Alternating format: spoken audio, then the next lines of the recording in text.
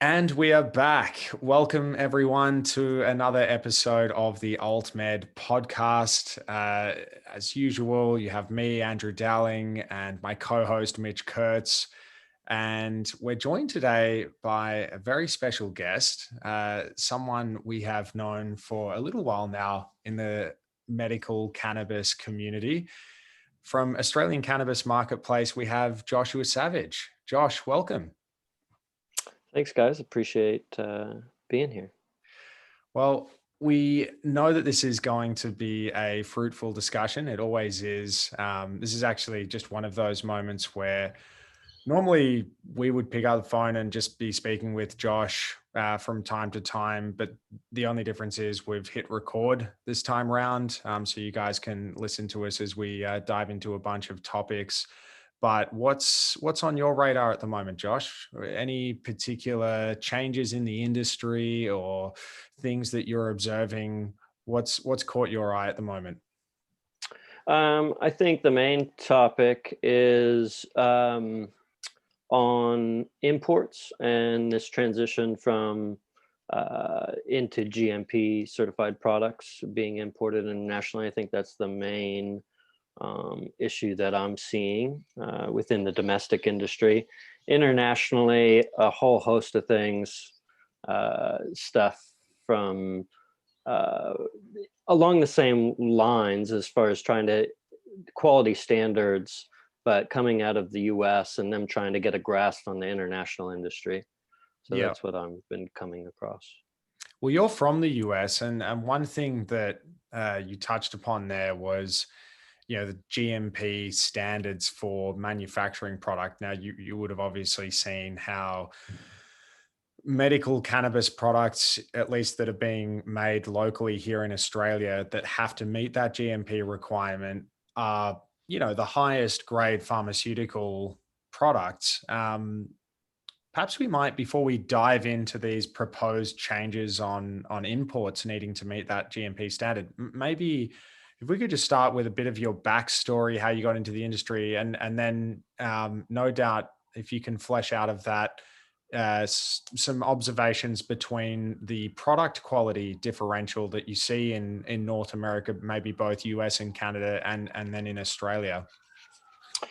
Yeah, so I guess I started out in a job in a sales kind of management sales position in Washington State. It was one of the first states in the United States to go recreational. And that's a direct to consumer. There's a medical market and then there's a recreational market, and those two kind of combined in Washington State. And we were involved with a startup that helps solve the banking issue regionally in every state. And so we went into every state and set up a compliance platform for these banks. And what it asks in the US laws is for the banking institutions to actually go out and get to know the customer and make sure the customer is not breaking any rules or regulations. And so the banks don't know how to do that. And so we would come in and do that compliance for those bank accounts. And this was, I we set presume, up, to prevent, people having a medical cannabis or just a cannabis business that was a front for like money laundering or something like this, right?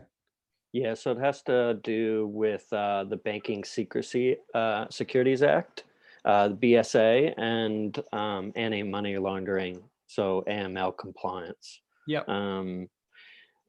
And so there's a number of rules and regulations that the feds kind of put on these banking institutions, and the people that I was involved with saw a kind of gap in the market there, and so they set up this platform, and then we set up. It was called Pay Quick, and it helped also with the just getting away from that cash and getting into more checks and electronic payments.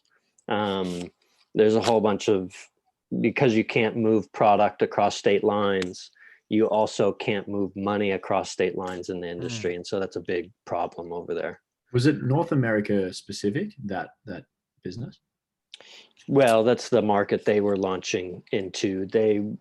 I think they'll be um, more inclined to look globally as this industry progresses, but they're obviously trying to capture the biggest and fastest moving market, which definitely I think is Hmm. the United States.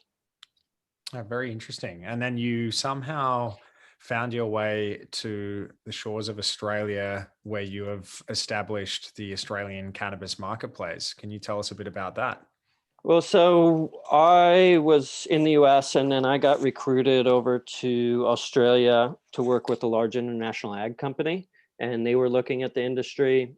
And then I got to know a lot about the Office of Drug Control and the compliance and regulation behind over here. And I'd been to, probably 300 or 400 facilities in the United States. So I've seen a lot of different formats of how people were growing, and so set up floor plans and site plans and all that kind of stuff. And then a few years ago, I kind of launched my own thing as far as kind of a consultancy. But a lot of other people raised their hands as consultants to the industry, and so I kind of got lost in the you know just wave of people trying to jump in. And so I started this thing called Australia Cannabis Marketplace, and all it is a compliant marketplace that makes sure that everybody's vetted for their licenses, and people can interact and start to trade and start to communicate a little bit better. And so the actual platform now is just about to be launched under Underjungle is what it's going to be. It's at the underjungle.com. Nice. I think it's a great initiative, a great way to connect the various parts of the community, because often different components of the medical cannabis space work in isolation. So I'm really looking forward to seeing Under Jungle take flight. It's going to be great. Um, Yeah, I've been working on it a long time, and I'm not a developer, a coder, but I've actually set this whole thing up, and I think it just helps with a number of things. As long as you're licensed, it's free to join, so anybody can get on there. Whether they're pre-revenue or have revenue, and there's a whole model for that. So it's free to join and use, and I think it will be a beneficial tool for the industry. Awesome. And given that, I suppose you came to Australia during, the formation of the medical cannabis space here, and some would say it's very much still in its infancy, and it's emerging. And you came from the US. Maybe can you tell us a little bit about the look and feel of the industry that we have here in Australia versus where you came from? What are some like really significant features of each that distinguish the North American experience, particularly in the US, from the way we're doing things and the direction of things in Australia? That was hard for me to understand when I first came here, because in the United States, it's very much, there are some federal guidance, is what they call it, in the United States, but federally, technically, it's illegal. It's called prosecutorial discretion. They could technically come in and prosecute, but they choose not to. They issue guidance, and if you follow these rules and regulations, we're not going to come in. um, the individual states, it's up to them to follow those rules and set up a structure behind that. And so the individual states are pushing forward and starting to create taxes and set up their own economies within the sectors, and set up not only a medical system but also a recreational system. So that's kind of one side of the industry, which is definitely the medical rec. There's also over there a whole nutraceutical side, which has taken shape through the industrial hemp. There's just a lot more facets to the industry over there, where Australia's taken a purely pharmaceutical approach, Hmm. and I think, will stick with that for a while until changes happen, maybe in New Zealand or close relatives to this country. I mean, take this as maybe a left field curveball, but do we know why you've got all these states in the US who have legalized and run their own race, and the federal government in the US refuses to sort of harmonize the narcotics legislation to allow a lot of this activity so that they don't have to exercise prosecutorial discretion. Um, so why those individual states went off on their own? Is it what you're saying? Well, more, I guess, more so, why has the federal government in the US to date still refused, despite this booming industry that spans many states now?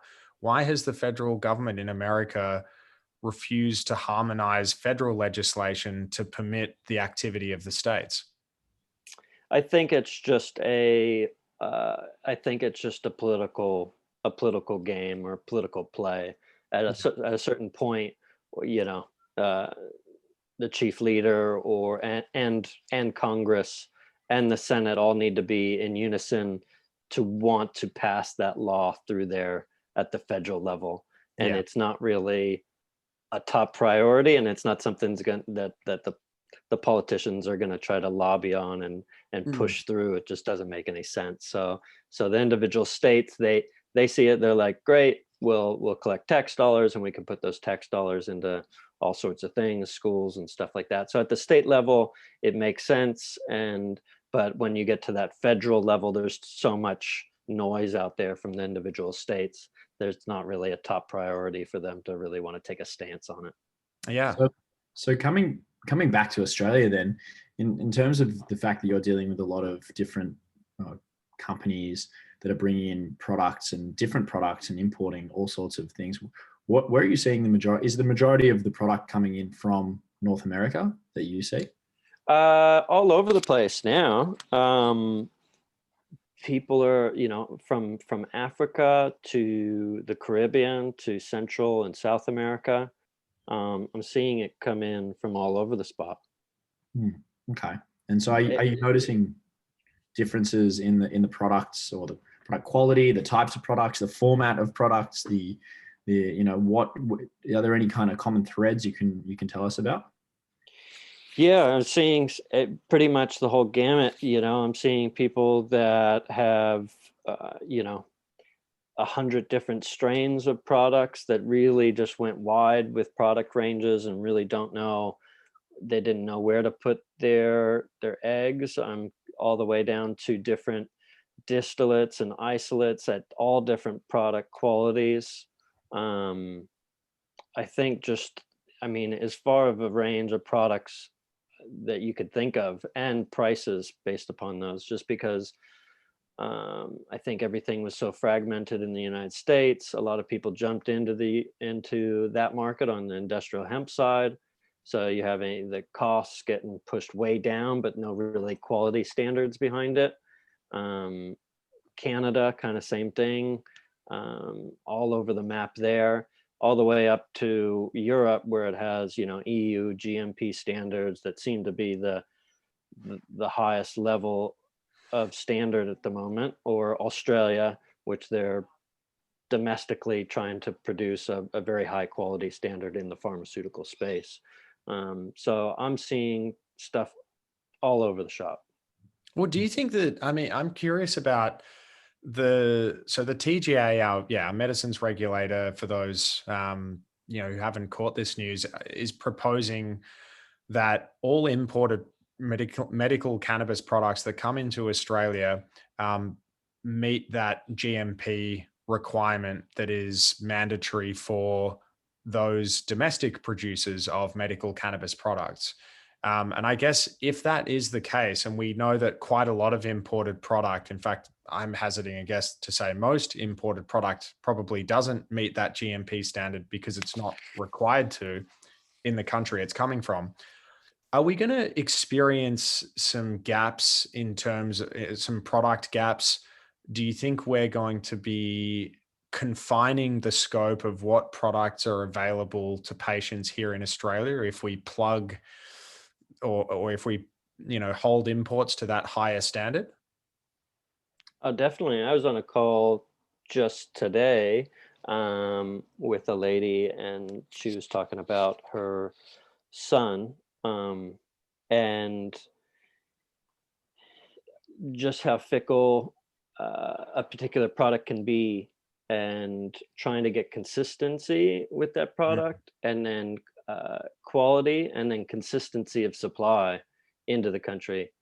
Yeah. I think I mean, depending on the medical need of that patient, yeah, I think you would constrain a lot of products that could come in, and then that people have sourced since back when this thing was legalized. I think you would run into a slew of issues with consumers and patients that have gone down that road that are really in need. Yeah, and it's a bit of a double-edged sword. And Mitch, I'm going to bring you in a sec, because I know that with your year on the farm that you spent, you got to know the importance of things like stabilized genetics. But I guess just one thing that really occurred to me is that everyone who's in the domestic market here in Australia is probably saying it's not really a fair or level playing field, because here we are manufacturing locally, we're employing local Aussies, we're trying to adhere to the highest pharmaceutical grade in terms of our products. And all of these importers get to bring in whatever product they like. It doesn't have to meet that GMP requirement. So I definitely see that. But on the other hand, we have this issue where there might be product gaps in the market which aren't met by the Australian market, or there's just this ongoing issue around a product that comes from Australia might meet the highest grade of pharmaceutical quality, but is it actually a good product at the end of the day, in the sense of, does it come from an experienced medical cannabis market? And maybe Mitch, you can talk a little bit about the importance of good genetics, and genetics that maybe aren't 3 to 5 years old, as a lot of them would be in the Australian market. Well, I think that the 3 to 5 years old is not necessarily the point to focus on, more so whether the actual genes themselves carry or have inherent certain factors or compounds that we like to think of in the entourage effect. So minor cannabinoids, terpene profiles, flavonoid profiles, things like that. It seems that there's some very high quality production happening in Australia, but in terms of whether they've got that genetic piece correct yet is still, in a very new market like Australia, it's hard to get that right from the outlay. It will take a few years to get to that kind of quality standard that you find in certain parts of the States, and definitely in Europe, in markets that have been pretty developed now for a while. So I think it's unreasonable to expect them to be at that level yet, unless they've kind of lucked in on the right genetics and had a few years to grow, especially when you're thinking about stabilizing genetics so that you're getting the same product each time that you go and you have a product from your favorite brand, so to speak. The stabilizing of genetics will enable you to have that similar output each year on year. That will also be mitigated a little bit as farms move from seed growing to actual cloning once they found the strain that works for them or has the profile that they're looking for. So that will already starting to happen in Australia. So one of the other important factors, I think, when you think about this, is that a lot of the strains that have to be brought in need to be brought in from approved strains in Europe, of ones that are genetically mapped to specific types of strains, which aren't necessarily the richest strains available out there. So that's another issue in terms of the Australian market, that there's a restriction on the types of strains that are actually allowed in some instances. So when you're talking about having the kinds of profiles that might be more directed towards neurological disorders, or more directed towards anxiety or chronic pain, or whatever terpene profile or minor cannabinoid profile would suit that best, we're still really at the beginning of that journey. And I think the feedback from the market reflects that currently in Australia, at least. I think I also just to say, I think one of the other issues that you were touching on, Andrew, there was that another part of that issue is the pricing factor of moving to a completely kind of domestic or GMP. Like if you think about it, the whole reason we have access to medicinal cannabis right now is because patients needed this medicine. So there were a number of case studies where people actually required CBD or THC for specific indications, and I think that I guess moving to a fully GMP situation before we're ready might kind of inhibit the original reason for cannabis being allowed into Australia. And I'm not saying that the playing field is fair, because I don't think it is, but I think that maybe Australian producers or cultivators should have it slightly easier in this transition period whilst we get the local market up to scratch. Yeah, it's an interesting point, that pricing one, because ultimately to have labs and to have facilities that can produce products to that high GMP standard, that costs money, right? So I do think that ultimately it becomes a more expensive product to make, subject to, of course, economies of scale. But I think the thinking behind it, at least, and I'm now coupling the TGA's proposed GMP requirements for imported product with their proposed down scheduling of CBD from Schedule 4 to an over-the-counter Schedule 3 product, is that in order to become that, in order to have CBD products become available over the counter, they're going to have to be listed on the Australian Register of Therapeutic Goods.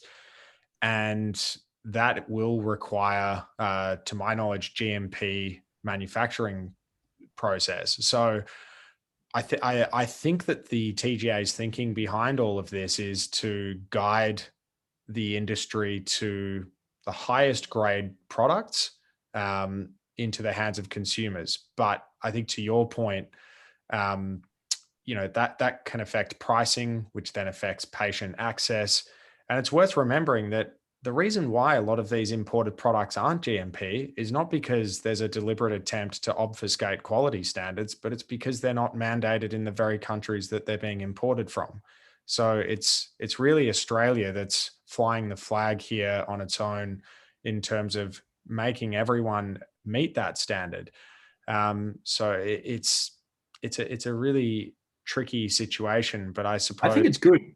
Yeah, I think it's good too. I think though that ultimately it's a timing thing, right? So it needs to transition at the right time. Yeah. And if it happens too soon and patients, if there's that shortfall of products for patients, or the pricing goes up, then I think that is problematic.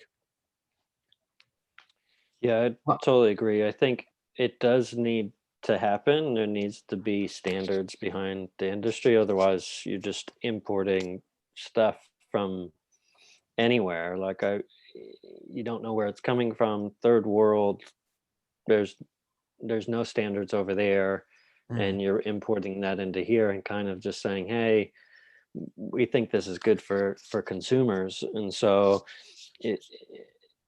I think it's just, you have to do it at the right time. You need it to have there. And I think the industry here domestically, they obviously want it because they're already having to meet those standards, and they want the rest of everybody else to be on a level playing field. It's just a matter of when, I think at this point. I think that the domestic producers should have at least in this period, have the option to have an unapproved therapeutic good that is, not on the ARTG, that meets TGO 93 and 100 and the other import kind of requirements, to say that this product is what it says it is. It doesn't contain any, pesticides or foreign matter or aflatoxins or the rest of that.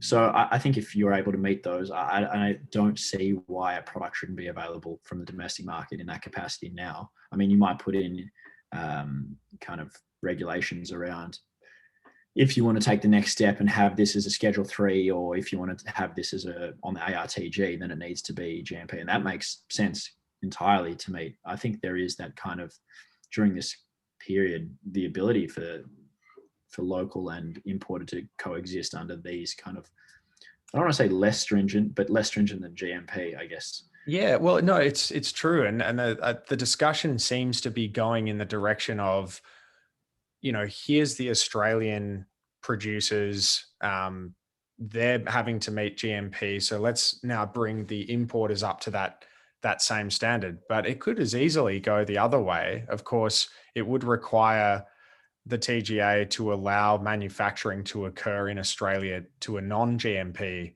benchmark, but that is, of course, an avenue that this could go in to level the playing field. But it seems that there's more of an appetite to bring imported product up to GMP, which I think, frankly, because of the fact that it's not a requirement in the countries, it's not a manufacturing requirement or standard in the countries that the products are coming from.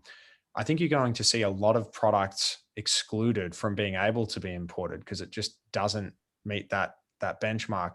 The other thing I did want to say, though, is, for anyone listening who thinks that it's it's a completely sort of lawless space for the importers. I know you just touched on it, Mitch. TGO93 and TGO100 are existing quality standards that apply to any medical cannabis product supplied in Australia. So this is, where the sponsor of that product needs to declare that the goods conform to that quality standard or to those standards.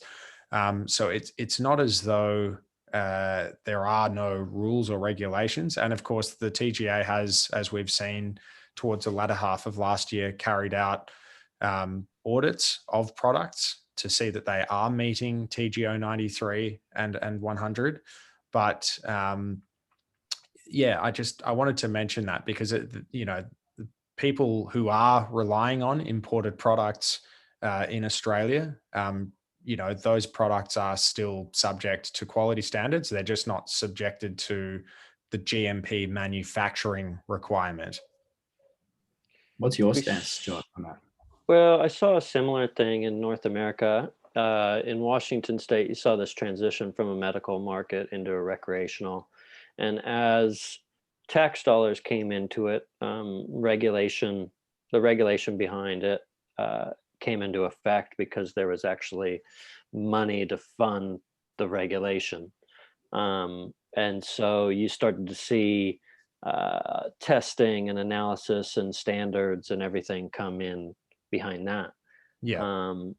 I think as you start to up those standards, there's going to be pain points, and you're going to run into issues, and some people are going to win, and some people are going to lose. But yeah, I definitely think on the consumer's behalf, as those standards go up, that they win, but they're going to have to pay for it, and so it just needs to be an organized process to roll that out, to give companies proper and adequate time to get their products to that point. It can't be an overnight thing. And I think Australia doesn't move. It has moved in certain times in the industry pretty quick to adapt and get product in for consumers, which is good. But still, Australia likes its rules and regulations. So I think just providing adequate time for the current companies that are in business to get up to that point, I think is, yeah.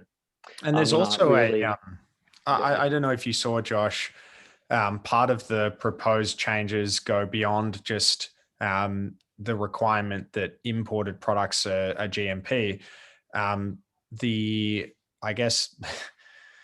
Compounding of product is also in the sights of the TGA. So I think the TGA also wants to see, compounding pharmacists, any compounded product also meet a GMP requirement.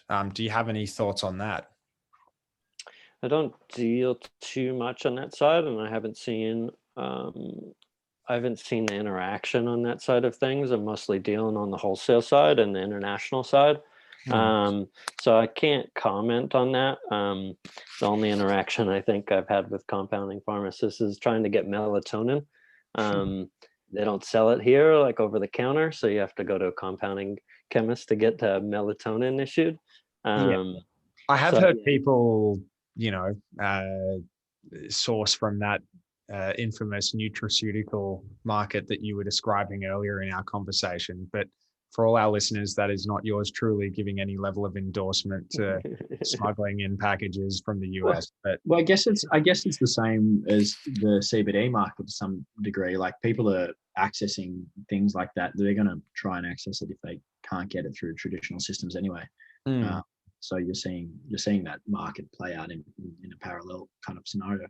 Well, I I'm think just so. thinking on the compounding side, Josh, that with some of the things like distillates and isolates that are being brought in to Australia in bulk, I mean, if I'm understanding the proposal correctly from the TGA, those bulk wholesale raw supplies that are used in compounding would need to meet a GMP standard. And to the best of my knowledge, given that Australia seems to be flying the GMP flag a little bit solo here, do you think that that would rule out a lot of those imported bulk wholesale ingredients for compounding? No, most definitely, because that's going to flow on. Those people that are bringing those in are going to have to, they're selling those to the compounding chemists. So, I mean, I think that will put a lot of people out of business and a lot of products won't be available and the price of product will go up. I mean, it's Yeah. And pretty, there's also an Right. interesting idea as well that the overall glimpse into the future is that Australia produces to this really high GMP standard, and that's good for our exports, right? Because then we can basically tell the rest of the world, if you buy an Australian made product, it's produced to that high pharmaceutical GMP standard. But I just wonder how those products are going to compete with medical cannabis products in overseas markets when they have fewer costs because they maybe don't have to produce to that standard. What are your thoughts on that? I think the whole world is trying to get to that standard. That's what I'm seeing. I'm Mm, seeing third world countries trying to get to that standard. Uh, and that flow on and then being able to export it. So I don't think Australia is going to be super competitive internationally in the long run. It's just like anything else here in Australia. It's the cost of labor is very high. Um, if you try to scale, you can try, but I just think it's very costly to make and manufacture goods here. I mean, food does quite well, so you can export that to certain regions in China and things like that. But you don't have any manufacturing here mm. for the most part. I mean, it's all gone overseas. So I say this. I see the same thing happening in this industry. I think it's going to mostly be in other regions. There'll be some specialty products that do come out of here, but I Probably end I up don't know if that's. those like Say it again. premium brand type products like Australian made, Swiss made, that kind of top tier expensive stuff, if you like, as opposed to the mass market of CBD, which will probably be produced elsewhere, I imagine. Yeah. Although interesting that Josh was referencing that other countries are trying to get to the standard that Australia is setting. And if that were the case, then there's just greater competition for GMP manufactured medical cannabis products. So it's not as though you can only then get those products from Australia. They might be coming out of places like Germany, Canada. Yeah. I thought, and I've said this to some of the industry organizations, it's not so much this. I mean, the GMP is going to be good, but also the branding of Australian-made products. I think that comes into it a lot. Like just like your Australian-made kangaroo with the triangle thing. I think something like that would be very well positioned internationally. If you start to come up, it was made in Australia and we're exporting internationally, it's going to be the highest grade stuff. And I think that's what you should do is come up with some type of branding behind medical cannabis that's made domestically. I like it. Well, we've kind of done a little mini digest there of all of the TGA's proposed changes. Mitch, did you have any other topics you wanted to touch on in this one? Otherwise, we can always have you back for another podcast episode if you'll join us again, Josh. Yeah, anytime. I'm always around. Yeah, I'd love talking to you guys. I'm always interested in your background, Andrew, because of your legal expertise, and then Mitch, just having a long history kind of in the same region as I was in Washington State, and then having that tie to the international market. I just like talking to you two, and you guys are young and innovative. You're not like some of the big corporate money grabbers, I feel like. So I feel like you guys are trying to carve out a niche for yourselves, and I think you guys are going to do well in the long run. No, I appreciate it, Josh, and very excited about Under Jungle. As I said earlier, have we got a rough date on when that one's launching, or just timing for that? Yep, I would say about a month. I'm about a month away. I'm going to be sending that out on my newsletters and things like that. So I'll be asking you guys for a little bit of help with sharing that with your contacts. And yeah, about a month. Very glad to. Any last word from you, Mitch? No, I'm just, I'm pretty content with that. That was nice. I thought that was a good little synopsis. Dominated by you for the most part, but pretty good. Well, we'll have to do it again. I'm sorry, I couldn't resist. Anytime we talk about proposed legislative changes, I get a little bit excited. He's salivating. All right. Well, thank you so much, Josh. We will do this again soon, and take care. Can't wait to see Under Jungle. Thanks, Mitch and Andrew. Appreciate it. Cheers. Have a good one.